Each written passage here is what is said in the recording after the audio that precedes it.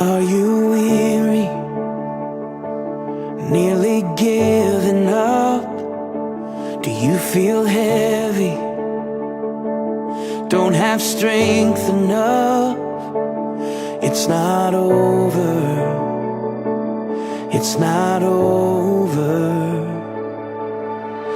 Come to Jesus, His arms are open wide. There's freedom, there is kindness in His eyes. You don't have to face this alone. Just come to Jesus. Are you broken? Are you hurt inside? Do you feel empty, like you've lost your life? It's not over, it's not over. Come to Jesus, His arms are open wide. There's freedom, there is kindness in His eyes. You don't have to face this alone. Just come to Jesus.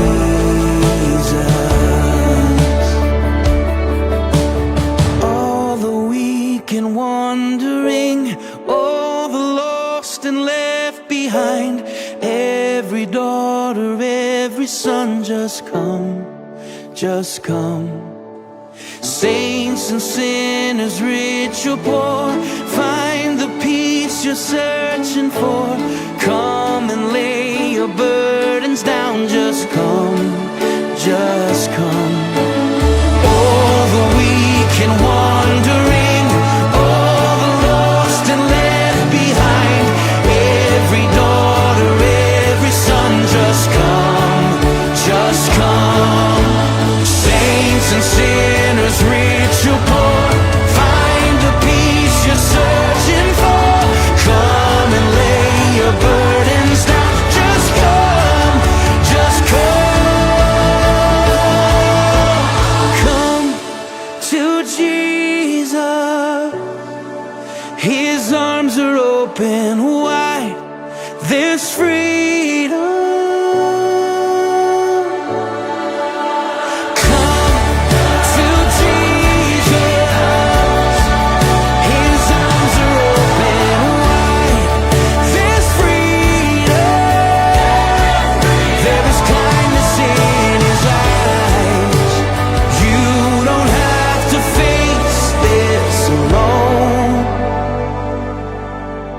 You don't have to face this alone. Just come to Jesus.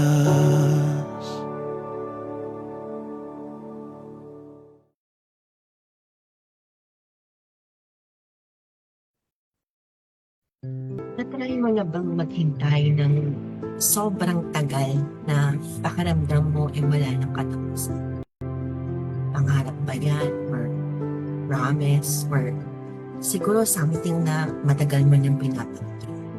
Gaano katagal ang paghihintay mo para sa isang bagay na gustong-gusto mo? So isipin mo ang bagay na yan or kung tao man yan. Anong pakiramdam na sa wakas, ipinigay na din sa iyo ng Lord ang matagal mo nang pinapagod? Ngayon, paano kung hilingin sa iyo ng Lord na pakawalan mo yan?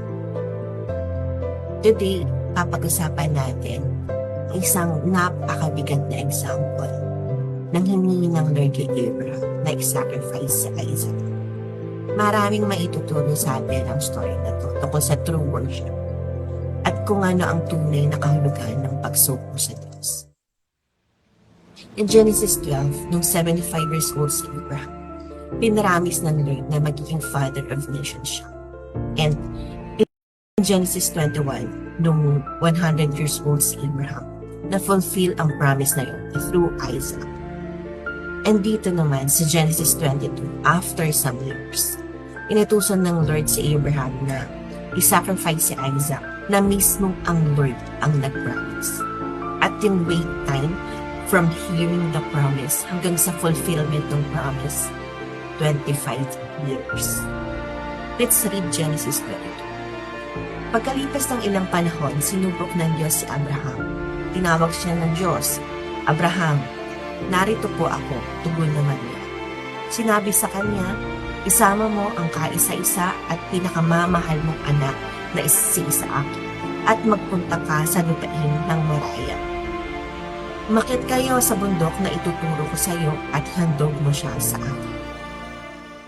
Sa ancient Near East, ang pagkakaroon ng anak, lalo na ng anak na lalaki, hindi lang to personal joy, kundi mahalagang part to ng buhay at kultura nila. Ang pagkakaroon ng anak tanda ng blessing and approval mula sa Lord at ine-ensure din nito ang legacy ng family.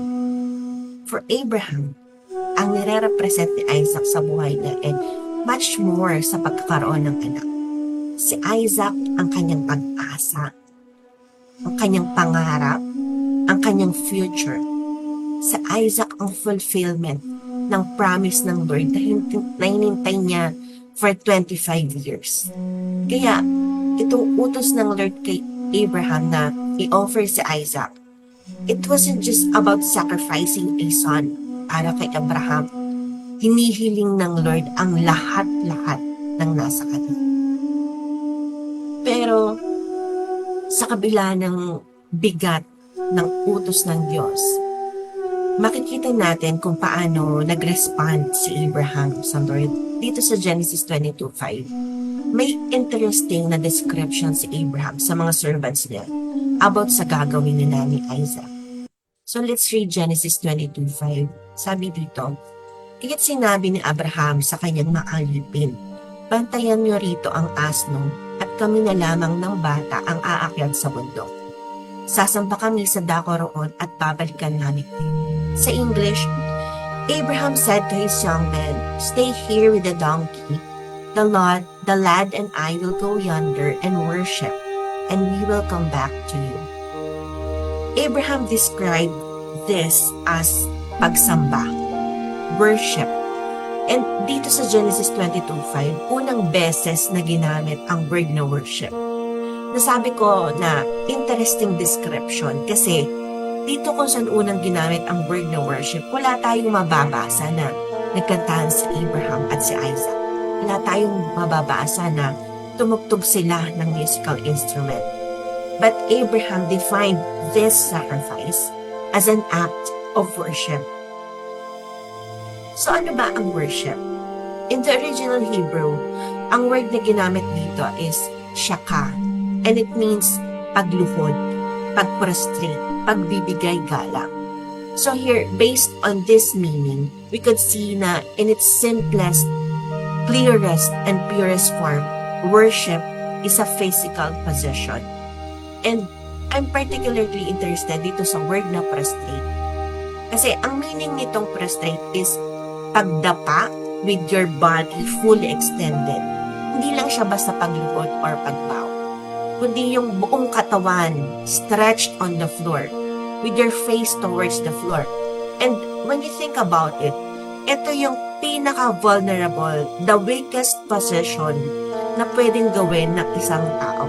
Kasi you're exposing your back and yung ulo mo unprotected. Assuming this position is symbolic to complete surrender, total trust, humility. It means na binibitawan mo ang kontrol mo. Binibigay mo ang buong pagtitiwala mo at ina-acknowledge mo ang dependence mo to someone greater than you. Holding nothing back. No reservations. Sabi ni Jesus sa John 4:23-24, "Subalit dumarating na ang panahon at ngayon na nga, ang mga tunay na sumasamba sa Ama ay sasamba sa Kanya sa Espiritu at sa katotohanan, sapagkat ganyan ang uri ng pagsambang ninanais ng Ama. Ang Diyos ay Espiritu at ang mga sumasamba sa Kanya ay dapat siyang sambahin sa Espiritu at sa katotohanan."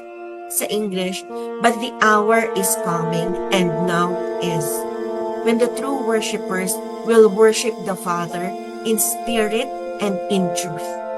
For the Father is seeking such to worship Him. God is spirit, and those who worship Him must worship in spirit and in truth. For Abraham, ang true worship na nire-require ng Lord is i-lay down niya ang lahat-lahat ng nagde-define sa pagkatao niya in the form of his son, Isaac. Sa'yo, kapatid. Anong hinihingi sa'yo ng Lord as a form of true worship mo? What is your Isaac? Pwedeng ito yung pangarap mo, relationship, identity mo, or takot mo sa isang bagay na kapit-kapit mong mabuti, na hindi mo mabitawan, pero hinihingi ng Lord na ialay mo sa Kanya. To trust Him completely. For me, this came in the form of a situation. Nung last year na kinuha ng Lord si Mami, nahirapan ako tanggapin. Nagkaroon ako ng maraming questions sa mind ko. Nahirapan ako mag-continue na mag-trust sa Lord. Nahirapan ako na isuko yung thoughts, yung damdamin ko, ba't dun sa nangyari kay Mami. Pero gracious ang Lord na na-remind ako about this worship. Na dapat ilatag ko sa paanan ng Lord ang lahat ng bakit ko, lahat ng galit na meron ako. What does true worship look like for you sa season na to ng buhay mo? Ready ka ba na isurrender lahat? Trusting na ang plano ng Lord kahit masakit, kahit confusing, ultimately for our good. So let's take a moment to reflect on this. Isipin mo yung time na you had to let go of something or someone na you deeply cherished. Paano na-shape ng experience na yon yung faith and yung understanding mo sa word na surrender, sa worship. Manalangin po tayo. Ama, lumalapit po kami sa harapan mo, acknowledging ang bigat ng totoong pagsumpa. Tulungan mo po kami na patuloy na magtiwala sa inyo, katulad ng Abraham. Kahit na mabigat, kahit na mahirap, even when it costs us everything, tulungan mo po kami na patuloy naming ilatag ang buhay namin at your altar daily. Dahil alam po namin na kayo po ay faithful at mabuti. In Jesus' name we pray. Amen. So maraming salamat po sa pakikinig. Pagpalain po nawa tayo ng Lord habang patuloy po tayong natututo kung paano sumamba sa Lord sa Espiritu at sa katotohanan. God bless everyone.